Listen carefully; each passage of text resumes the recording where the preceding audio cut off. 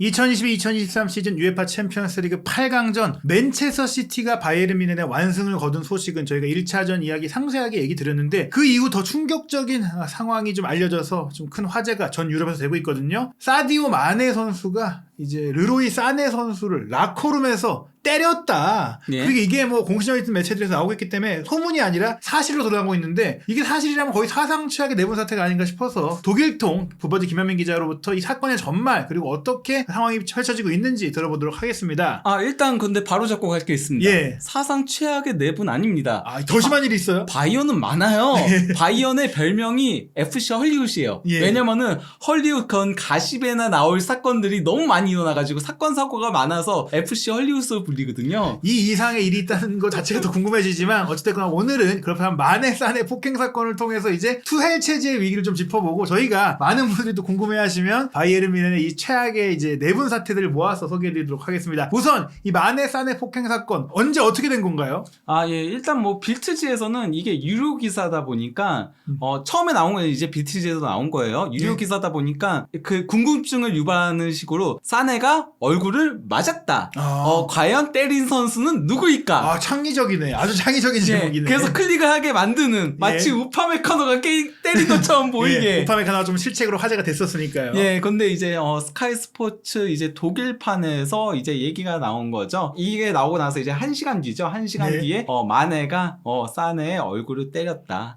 이렇게 그냥 정직한 제목으로 클릭 안 해봐도 될 것처럼 한 거죠. 지금 말씀하신 대로 독일의 큰 매체들이 보도를 했고 워낙에 좀 흔히 있는 사건이 아니기 때문에 뭐 지금 영국이라든지 뭐 다른 많은 유럽의 언론들도 지금 인용 보도를 하고 있는데 뭐 이런 또 빠르게 그 그래픽도 나왔어요. 저희가 이제 실제로 이제 막 사네가 피를 흘렸다는 보도는 나왔지만 이게 사진이 있는 것도 아니고 최근에 이제 발베르데가 이제 바에나를 폭행한 것은 상대팀 선수와 언쟁 속에 나온 건데 이거는 이제 비아레알 구단 관계자가 그 증거 영상과 사진을 찍었다고 했지만 뭐 요 라커룸에서의 뭐 증거 영상 사진은 없을 것 같아요. 없는 걸로 알고 있습니다. 어쨌든 이렇게 때리지 않았겠느냐 장난스럽게 좀 나왔는데 근데 이때 사실 이제 경기 중에도 충돌이 있었던 그 사진이나 그 제스처가 있었어요. 이게 그러니까 그 많은 독일 언론들에서 이것 때문이 아니겠냐라고 이제 추정을 하고 있는 거거든요. 어떤 거냐면요. 이게 83분경에 사네가 이제 마네한테 패스를 줬는데 마네는 이걸 보지 않고 그냥 그대로 상대 수비 뒷공간을 파고들려고 그냥 가버린 거예요.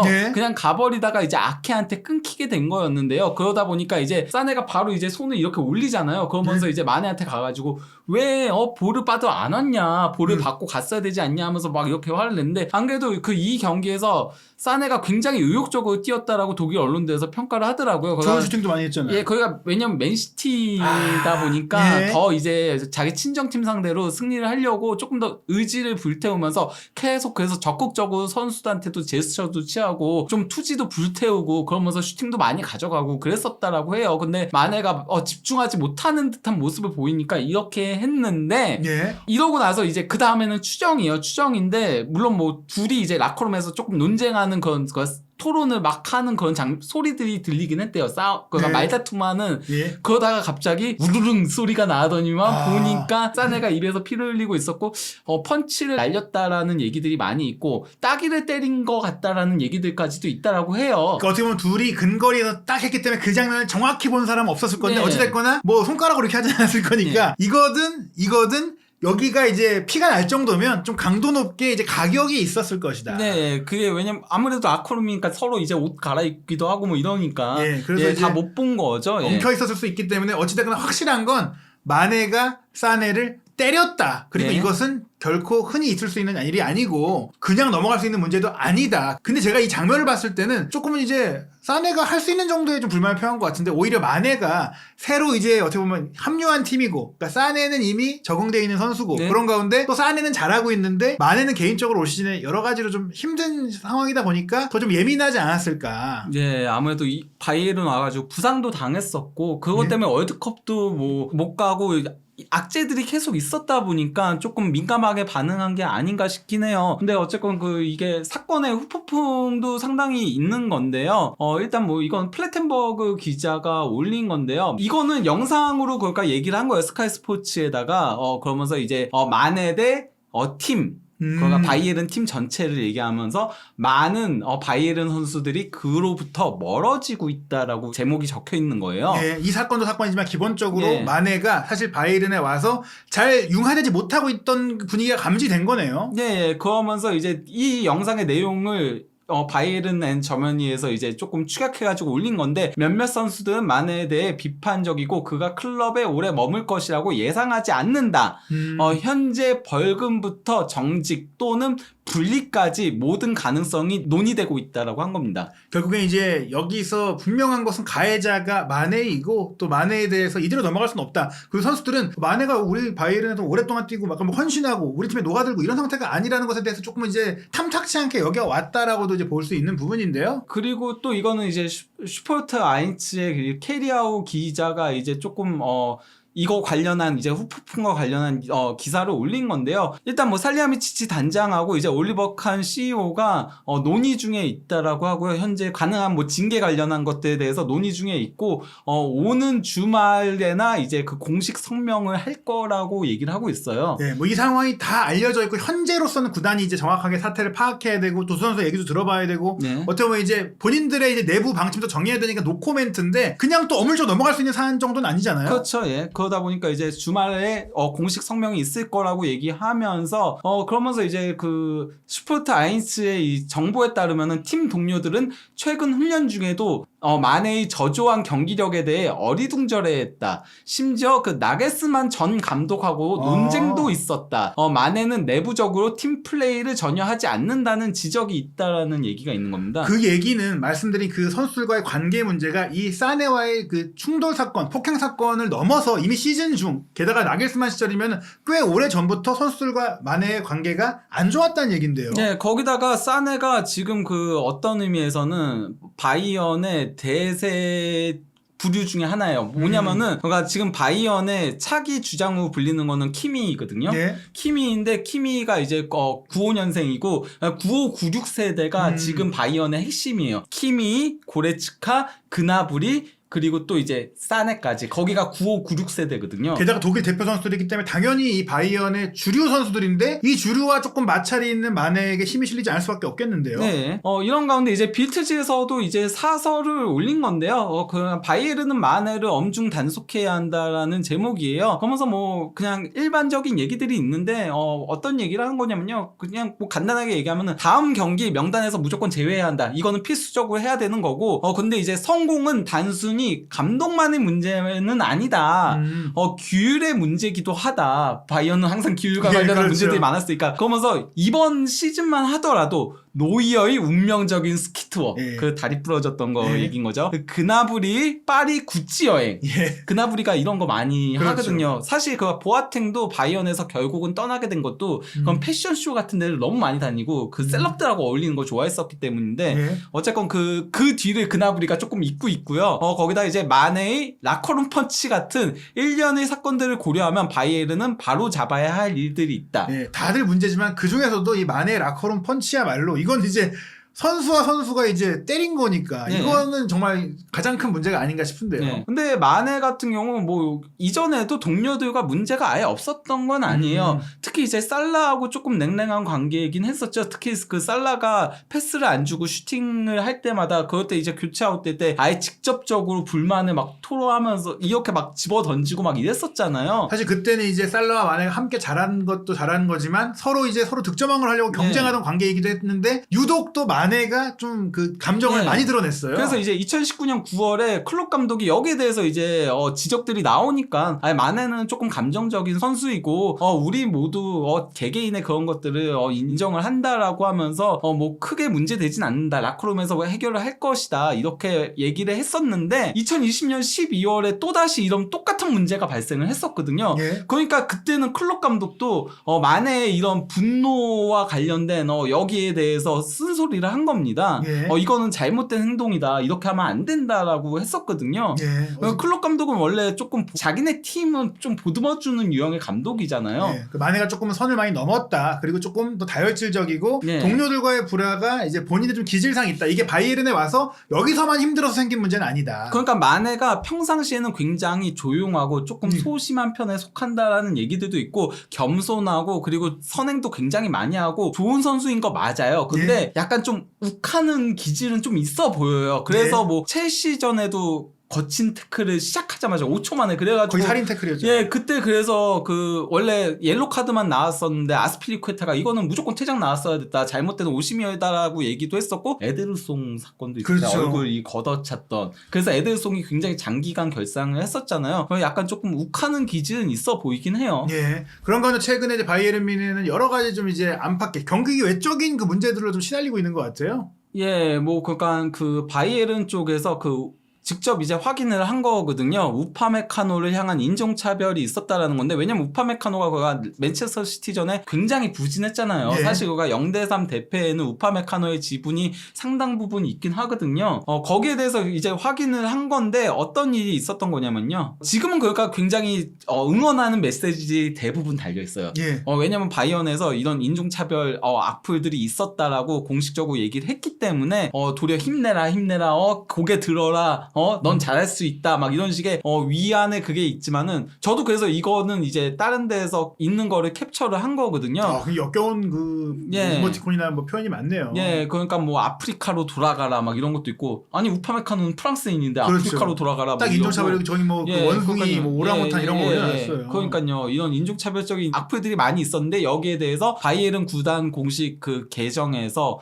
아예 그 여기에도 댓글을 달았다고 하더라고요. 댓글로 바이에른의 모두는 인종차별을 가장 강력한 방식으로 규탄한다. 클럽 전체가 당신 뒤에 있다. 죄송하다. 이렇게 남겼다라고 하고 또 이제 많은 인플루언서들도 거기에 대해서 다 이렇게 글들을 남기면서 그러면서 정화 활동들을 하고 있다라고 하더라고요. 뭐 이게 뭐 여러 가지 정보가 없는 계정들은 고소하기 어렵겠지만 이제 신상이 특정될 수 있는 계정들은 충분히 고소 고발까지 처벌까지 가능하기 때문에 그렇죠. 이런 행동들 분명히 바로 잡아야 되는데요. 문제는 말씀드린 그 마네산의 폭행이라든지 지금 이 우파메카노의 인종차별 피해라든지 최근에 이제 투헬 감독을 선임했을 때 그 시기에는 바이에른 뮌헨이 트래블도 가능하다라는 상황에서 지금 두 개 대회를 한순간에 잃어버릴 수 있는 그런 상황이 됐어요. 예, 먼저 그 프라이부르크하고의 포칼 8강전에서 먼저 선제골을 넣고도 경기 막판에 역전골을 허용하면서 1대2로 패해서 탈락을 했었죠. 예. 거기다가 이제 맨체스터 시티하고의 챔피언스리그 8강 1차전에 0대3 대패를 당하면서 사실상 뭐 탈락 위기에 직면을 했다라고 할 수 있는 건데요. 안 그래도 그 투엘 감독 본인조차도 부임했을 때 트래블을 하기 위해 이곳에 왔다라고 얘기를 했을 정도로 사실 바이언은 그가 챔피언스리그 우승을 차지하지 못하면은 실패한 시즌에 가까워요. 분데스리가 우승만 하면은 근데 지금 그럴 위기에 직면을 한 거죠. 심지어 부임하고 뭐 정확히 날짜를 따져보면 이제 4월 들어서 10여일 만에, 그러니까 경기를 시작한 지 10여일 만에 두 개 대회를 거의 잃게 된 정말 치명적인 패배를 당했기 때문에 이렇게 되면 오히려 뭐 나겔스만 감독을 섣불리 경질한 거 아니냐라는 생각이 들 수밖에 없겠는데요. 네, 실제 뭐 그것 때문에 바이에른 보르진이 최대 위기에 직면했다는 기사들도 많이 나오고 있어요. 왜냐면은 결국 나겔스만을 경질하고 투엘을 데려온 게 그 바이에른 보르진들의 선택인 거였으니까, 결정이었던 거니까 챔피언스리그에서 탈락하면 결국은 그러면 그의 실패가 아니겠냐라는 얘기들에 많이 그런 기사들이 올라오고 있는 가운데요. 이거는 이제 뭐 빌트지에서 기자 2명이 나겔스만 경질 과연 옳은 선택이었나 아닌가에 대해서 찬반 토론을 한 게 있어요. 근데 일단 뭐 크리스티안 폴크 기자 같은 경우는 그가 찬성의 의사를 보냈습니다. 그 경질이 옳았다라고 한 건데요. 어떤 거냐면요, 나겔스만 미쳤으면은 모든 우승이 다 살아섰을 수도 있다라고 하면서 나겔스만이라고 해서 챔피언스리그에서 다르지 않았을 수 있다. 지난 시즌 챔피언스리그 8강 비아레알전을 생각해봐라. 나겔스만도 언제든 실수를 할 수 있는 위험성이 있고, 거기다가 팀 장악도 조금 안 되는 문제도 있었고, 분데스리가에서 부진했었기 때문에 나겔스만이라고 해서 다르지 않았을 것이다. 그러니까 나는 투의 부임을 그때 아니면은 못했을 수 있었기 때문에 투에 선임한 거를 잘했다라고 생각한다라고 주장을 한 거고요. 저는 이제 이 상황에서 좀 이제 애매하다고 보는 게, 이제 선수단 장악 얘기가 나왔는데 투헬 감독이 물론 이제 마네는 클럽도 장악을 못하긴 했지만 투헬 감독이 또 있는 상태에서 이런 라커룸의 폭행 사건이 나왔다는 것은 투헬 감독이 이제 라커룸 장악력에 대해서 좀 의문을 제기할 수 있는 게 아닌가. 네, 그리고 또 이제 나게스만이 그렇다고 해서 아예 뭐 그렇게 물론 뭐 장악력이 있었다까지는 아니지만 그렇다고 해서 마찰이 있었던 것도 아니긴 하거든요. 예. 그 저는 이제 뭐 이건 뭐 상관없는 얘기일 수 있지만 그 투헬 감독이 경기 끝나고 기자회견에서 이제 나 우리 선수들 이렇게 말하면 좀 이상하게 들리겠지만 하면서 이 경기 졌지만 조금 우리 선수들과 사랑에 빠질 것 같다라고 얘기를 했어요. 그게 이제 약간 본인들 어색하게 웃었는데 이게 마네산의 폭행 사건으로 봐서 선수들의 그 내부 강한 열정과 투쟁심을 봐서 그런 건지 뭔가 이제 아이, 서로 그건... 징계 너무 분해갖고 이런 우리 선수들이 징계 얼마나 분했으면 싸울 정도야 이런 건지. 그거 아니고 그 인터뷰가 나온 거는 사실 네. 그것 때문이죠. 패배 맨시티를 원정에서 점유율에서 그렇죠. 이렇게 앞선 예. 팀은 우리 팀밖에 없다 이거였죠. 예, 예. 약간 뭐 이제 뭐 한 잔해 점유율 약간 이런 거 예, 그렇죠. 주도했잖아. 약간 예. 이런 거긴 한데 어찌됐거나 이제 예. 투엘이 좀 아쉽다. 그래도 예. 분명히. 예. 반면 이제 하이콧 리데러 기자 같은 경우는 경질이 잘못됐다라고 하면서 뭐라고 얘기한 거냐면요. 무엇보다도 시점이 잘못됐다. 투엘은 지금 이걸 바로잡을 만한 시간적 여유가 없다라고 한 거예요. 그러면서 일단 나게스만이 챔피언스리그에서 잘하고 있었던 것도 있고 그리고 나게스만은 너무 급작스럽게 경질하고 투엘을 선임을 시켰는데 투엘은 언젠가 바이언 감독이 될 만한 인물이다. 문제는 선임 시점이 너무 안 좋았다. 그렇게 얘기를 하는 거예요. 네. 그러면서 그냥 나게스만으로 이번 시즌까지는 가는 게 맞았다. 그랬으면은 도리어 챔피언스 리그에서는 더 좋은 모습을 보여줬을 가능성도 높고 그렇다라고 주장을 한 겁니다. 예, 뭐 이게 사실 그 역사의 가정이란 없기 때문에 그렇죠. 어떻게 될지는 모르지만 네. 중요한 것은 결과예요. 네. 결과는 투헬 감독이 이제 미션을 달성하지 못했다. 현실적으로 챔피언스리그 뭐 2차전 4월 20일 목요일 새벽 4시에 있는데 바이에른 뮌헨이 4대 0으로 이겨야지 올라갈 수 있어요. 네. 사실 굉장히 어렵죠. 그냥 3대 0에서 승부차기 가도 가능성은 있긴 하죠.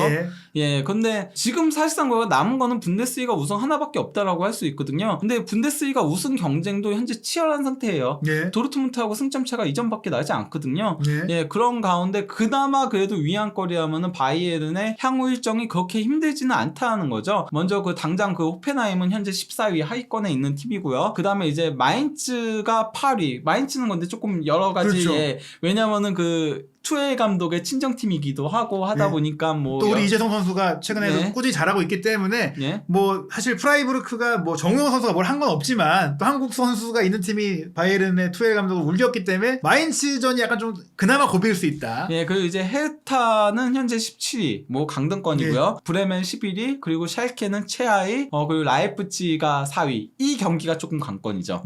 예, 그런데 이제 바이에른 홈이라는 점이 조금은 이점이라고 할 수 있고요. 그리고 이제 최종전이 쾰른하고의 경기인데 쾰른이 12위거든요. 그러니까 사실 일정만 놓고 보면 바이에른이 우승을 해야 되는 거긴 해요. 전승까지도 노릴 수 있고요. 왜냐면은 가장 까다로운 상대인 라이프치히는 홈이니까. 그렇죠.